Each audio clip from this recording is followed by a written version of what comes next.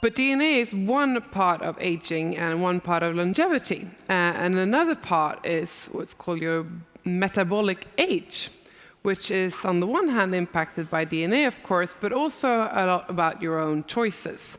And Peter from Saluto is working on how to reduce or manage your metabolic age. Thank you. Thank you, Ingrid. Just a very brief background. So 20 years ago, I studied engineering and biomedicine here in Stockholm, and I was soon captivated by AI. It was in the early stages. It's a very academic exercise, but what we were doing, we were looking at how we can simulate the olfactory system, our smell, using artificial neural networks. But the most interesting application of this technology, which I'm working on now since a couple of years, is how to apply it within health and health data. So when you talk about longevity and health, one of the central pieces is energy, the energy system of our body. And anyone that has studied control theory knows how difficult it is to build a system that can fine-tune and regulate an energy system like our body. And there are two challenges. If you have too little of energy, your body and brain primarily becomes damaged. And if you have too much, which we'll talk about, you can accumulate a lot of damages in terms of chronic inflammation, which we'll talk about. So this is something that strains during a lifetime, and the energy homeostasis is challenged based on different life choices and genetic backgrounds.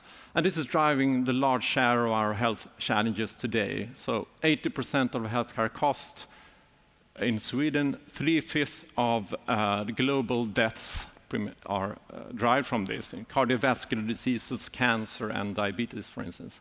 But we can do with lifestyle interventions and other interventions, we can push this sort of deterioration, so we can achieve more than just avoiding diseases. We can feel much better than just feeling okay. So since there's longevity, we can't go without talking about the hallmarks of aging. So these are some key markers up to this point. We've identified how to evaluate all these different interventions, whether it's working to drive longevity or not. And specifically, what we'll talk about briefly, very briefly, talk about chronic inflammation. And the thing with chronic inflammation, we have been studying it for more than 100 years and accumulated a vast amount of knowledge around it. So as you can see, it's an exponential increase in publications. So we know a lot about it, but we are far from complete understanding. There are still things to work out, I would say, to say the least. So we accumulate a lot of understanding about it, for instance, the origin of it, how it originates, and as we understand it, currently have multiple sources. It could be the microbiome, which we have the sponsor here around, to autoimmune diseases as well. But I want to focus on the connection between obesity or our fat tissue and chronic inflammation. Because as we understand, it seems to be a mediating factor between our aging and what happens in chronic inflammation. So chronic inflammation in this sense, which we can see in the fat tissue, especially not only the obesity that we can see around our stomach, but actually internally, that's a visceral fat that is embedded in our organs across time. What we think is happening is that this accumulation of this particular fat is disrupting the signal systems between the brain and the rest of the body in terms of regulating the energy. So it becomes disrupted, as I talked in the beginning, the finely tuned system becomes challenged. So, and what we think is happening, and it's as many of these processes cyclical, it seems like the chronic inflammation is impacting something called insulin resistance, which is how we finally regulate the blood glucose and how it deteriorates across time. So this is something we would like to look closer at. How can we evaluate this? Because when we are looking at, first to begin with, understanding the health of a human as a baseline, we have really good biomarkers, but what is the complete picture for the individual? If there are ambiguities in the biomarkers, how to evaluate it as a whole? So this is one of the first challenges, because if we want to work with longevity interventions, we want to understand the baseline where we're starting from. What we could do with longevity is, of course, wait until we die, or some people will die further away, but that takes a very long time. So we want to introduce surrogate endpoints to understand, and Sarah will hopefully talk more about this as a more holistic picture of aging. But so this is one smart way to go about it. Can we use these comprehensive understanding of all biomarkers, or the relevant biomarkers, in a comprehensive way? Then we have much better understanding of the development, the impact of the intervention. So this is perhaps the main contribution that we're looking into. So first, why AI to introduce in this topic? I know you should say that the brain is the most complex system that we know about, but probably the immune system is the second most complex system that we know about. So we need to handle the complexity somehow, and AI is most likely a very likely tool to help us there. Because what we're dealing with is a complexity around nonlinearities.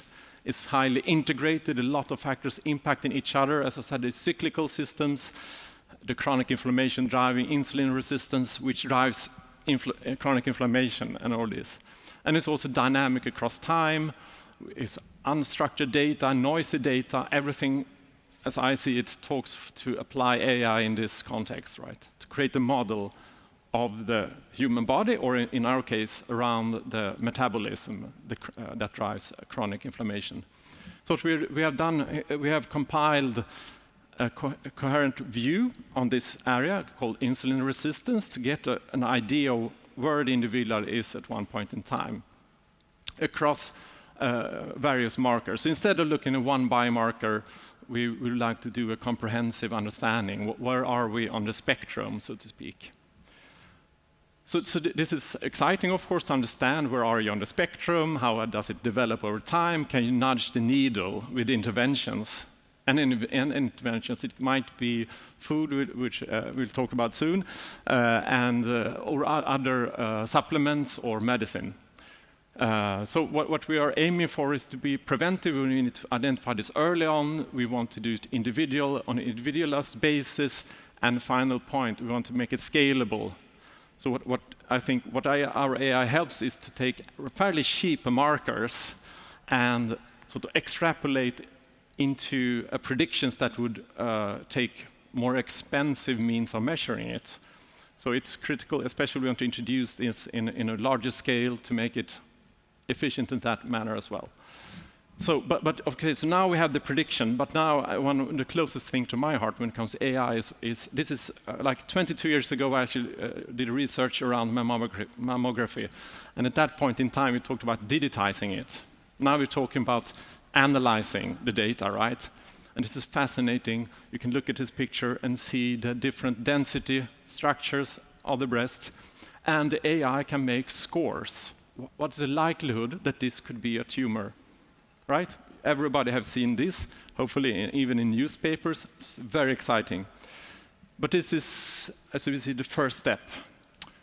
We would ideally like to dig deeper is to understand how does the AI reason? Why does it say it's 80 on a 100 score, on a 100 scale? So we talk about to explain the AI, make it transparent. And this is actually what the generative AI I would say struggling with. It's a very complex system, but here is an example of in image recognition, in pattern recognition, of taking one step in that direction.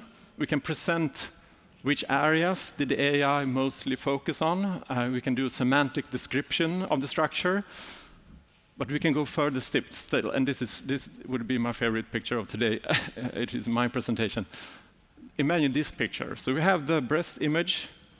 We have, using generative AI, we could occlude or make a counterfactuals. Let's see if that density structure was not there.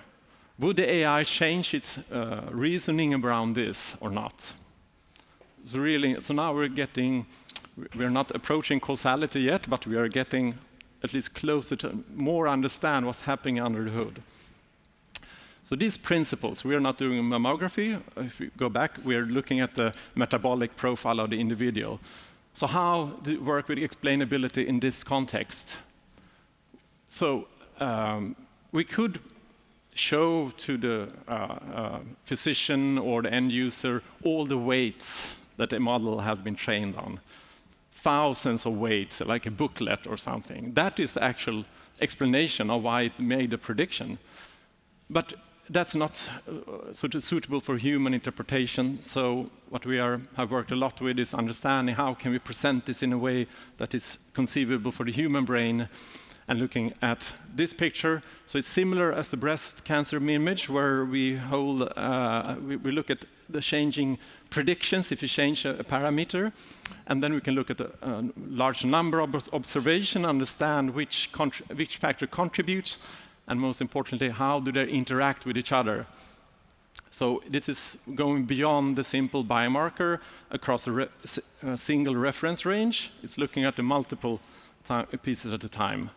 And this we are doing for the individual. We can see the direction of the risk or the contribution to the overall assessment.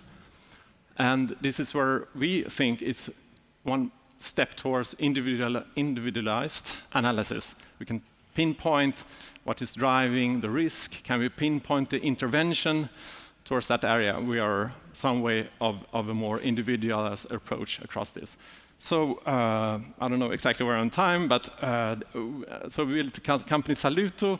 We have spent some years building a mobile app to make it accessible for end users. But happily, now today we are launching our enterprise API because we think this has been a very good learning lesson during these years to build for the end users, but we want to sort of now engage it in more settings where, for instance, physicians or other actors in the health scene can actually make use of our model. So this is our what we are right now working in. This is like a premiere, so it's an exciting moment. And tonight we will have a demonstration. Some of you will join there as well. So this is the app. So this is actually what we have been doing, but the new thing is the API. And final point, what I would like to do is with the team we have, but we want to find people that have special abilities. This is a multidisciplinary mission. If you're working in these areas, this is something that will take a great effort. We have taken one step, but we want to find people that are engaged, want to engage in this. And yeah, please reach out if you are interested in the field. Thanks.